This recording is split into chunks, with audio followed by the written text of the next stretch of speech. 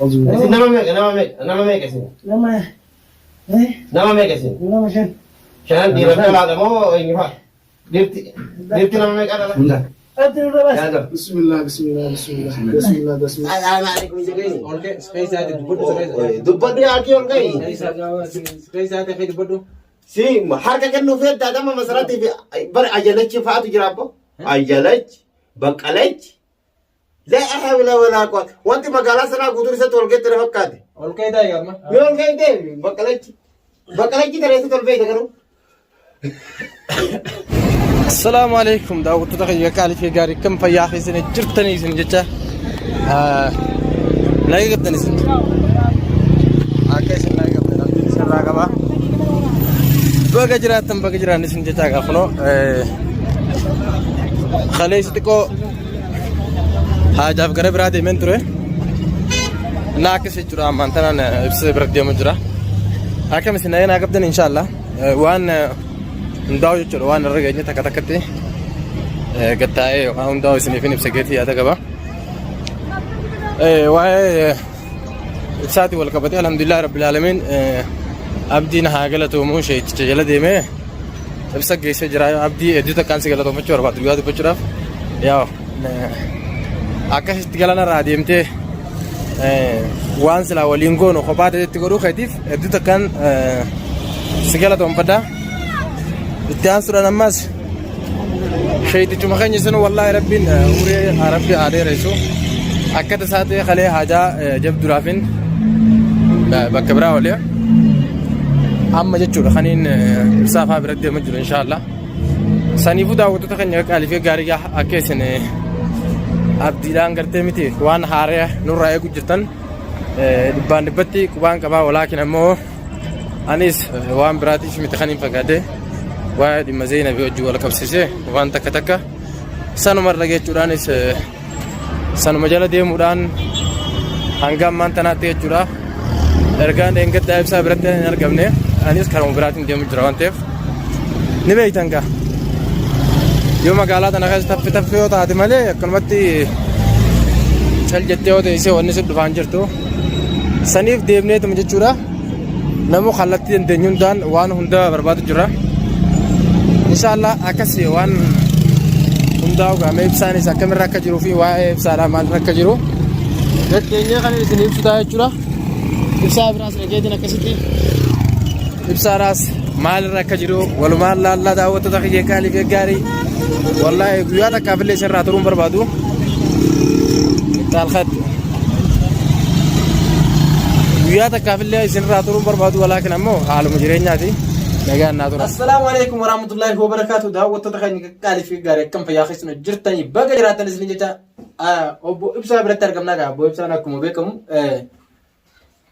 edagaa jinni kitan qabne magaalaa guutuuna keessaasan alhamdulillah rabbil alamin abdiin haa galatoomu edaa abdiin keessaasi abdiif maafu jinni nasiina jiru warra marta godhatee deema hoostaa wallah martamaan jira yoon yeroo hunda salaamata gaafadhaati Assalamu alaikum warahmatullahi wabarakatuh akkam jirtan hundi keessanuu baga jiraatanii isinin jedha jaalalli koo kan onni irraa madde mana keessan hundi hulaa barattee isinitti haaseertu isinin jecha akkasuma sidachaas keenya waan takkas gaafachuu barbaadan jinnimti akkanatti fakkeenyaaf dhalaa nama shanii kuni wargee wala garreede dubbatu wala garreede jinnimti nama shanii kuni anaaf si maan qabnee sin jedhame gaa'ibsaa gaafannila tajinnitillee dhugaa dubbachuudhaaf itti galuu hin danda'u maaliif jennaan inni jinniin nama jaalatan nyaatan jaan bargaara jinniin tun akkanuma lafaa kaatee nama nyaata dhugaan sin jaabdi wallaahi yoo maaliif seentan gettee gaafatte ni jaalannee sin jaanne wanni hundinuu nama jaalatan tokko seenanii barra wallahi jaalarraa nama seenti jinni maa nu jibbansan nu jibbani uno hin gallellee beeytani manatti illee hin gallee akkanumatti kalaasi oolee asuma bulee jinniin sun akka keessatti manatti olitti hin deebine eegaa bulee jechuudha tamam hularra dhaabbadhee eegaa bulee siniin jedha akka ol hin dachaane dhee anammoo kaleessa ajaa'ibiraatiif gara biraa deemee akkuma antara duraa isinii meesanitti yaa dhuficha sheekaatiif waa hunda gartee kaameraa dubbatti waa hunda haala mijeessu ni quba wajjumaan jirra walaakin ammoo ajaa'aaf ajaa'ibduu isaanumaan ni argee isaanumaa wajjin marii goonee ani kara biraa kutee sun akkasii amma gaa kunoo akkuma agartan gaa القول دبته خاوم على كسرة سادتي. السلام عليكم ورحمة الله والله السلام عليكم جري بو السلام عليكم جري أولك سكاي سادتي دبته دبني أكيد والله سكاي سادتي خير دبته. سي حركة كأنه في دادا ما مسراتي في بر أجلتش فاتو جرابو أجلتش بقلتش لا حول ولا قوة وانت مقالة سنة قدر ستولقيت ترفقاتي أولك ده يا ما. يقول كيف ده بقلتش بقلتش ترى ستولبيت كانوا مكانا مالا كاودي سر رابزيا اور سنسين है alhamdulillah rabbil alamin करो कैसा बानी में थी मैं बुतक नगे का फट दूधी यो वासरे सवानी ले थी मत दूधी السلام عليكم ورحمة الله وبركاته تو أكمل يفتور دفورني الحمد لله رب العالمين أما يوبني رب جاي نساقو كلام أكنا قوتو نجيب والله أفلتني يا ما يلي سيسنجن تلفون أنا ما هاي دي سيا تلفون وين هي سي ما زواي ما كنا عايزين نمبر لي والله أما وان براتي مثلا قبل دي مزين أبي erga jinni si keessa ta'e amma wanni ta Zainab illee itti ceena sunni tun amma yeroo muraasa nuti fudhatu guyyaa lamaa fi sadii bakka keessatti Zainab illee mana kana fayyadu deebisuu dandeenya. jechuudhaan akkamitti deebine ani kun aqantaram erga Zainamaan badde erga ibsaa dhukkubsate martoo marti fadhe malee surree takka ofirratti hidhadhee hin beeku maaliif waan guutuu irraa gadi hiikaa jirra jechuudha. Akkuma jechuu qabdi. Akkasuma. Martoo وان كان ده لقيت شو كمان yaa'u akka jaanni beeytanii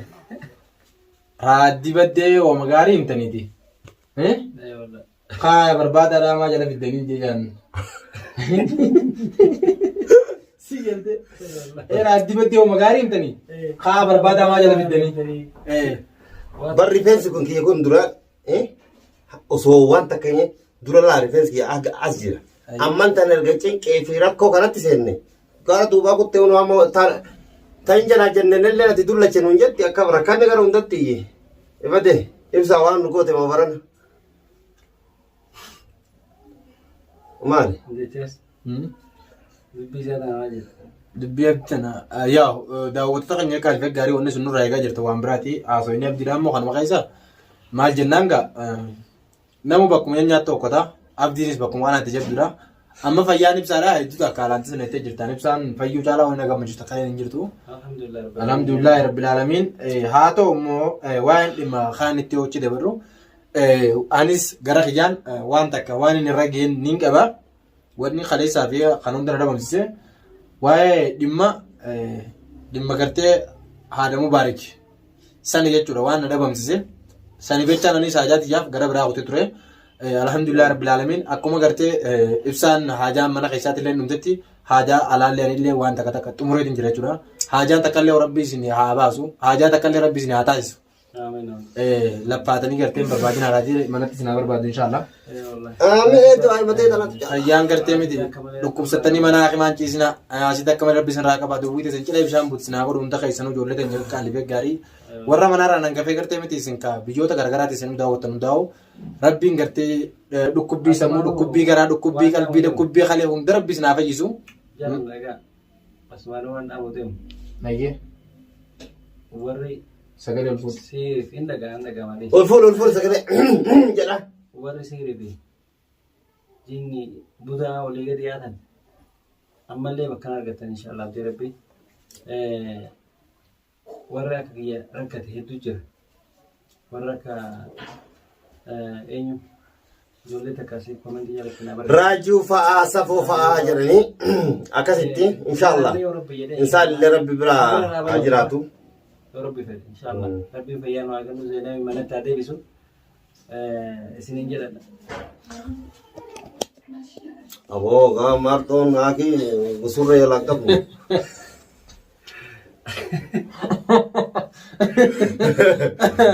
Akkami.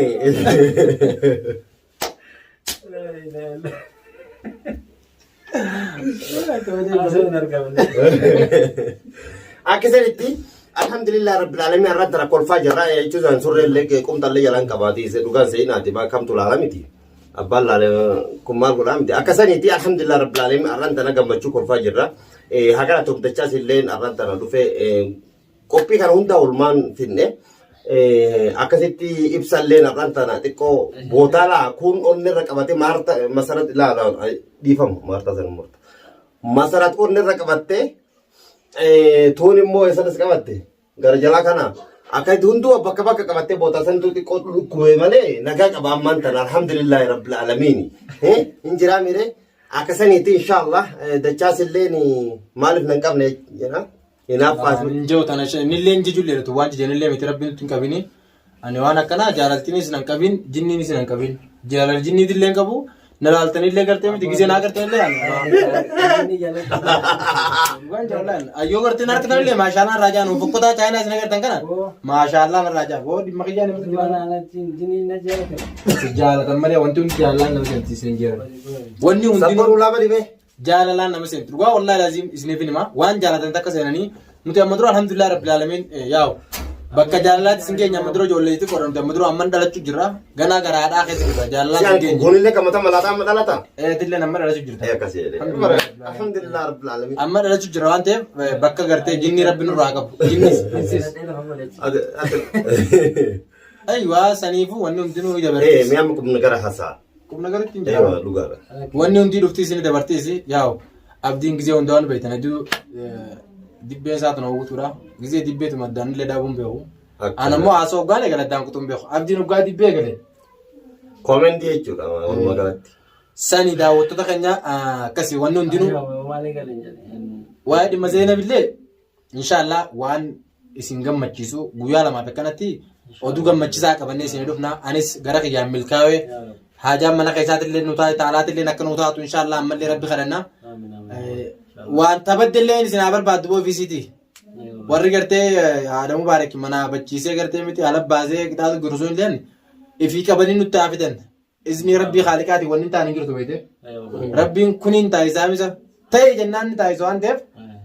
sun akkasii tagara kaanitti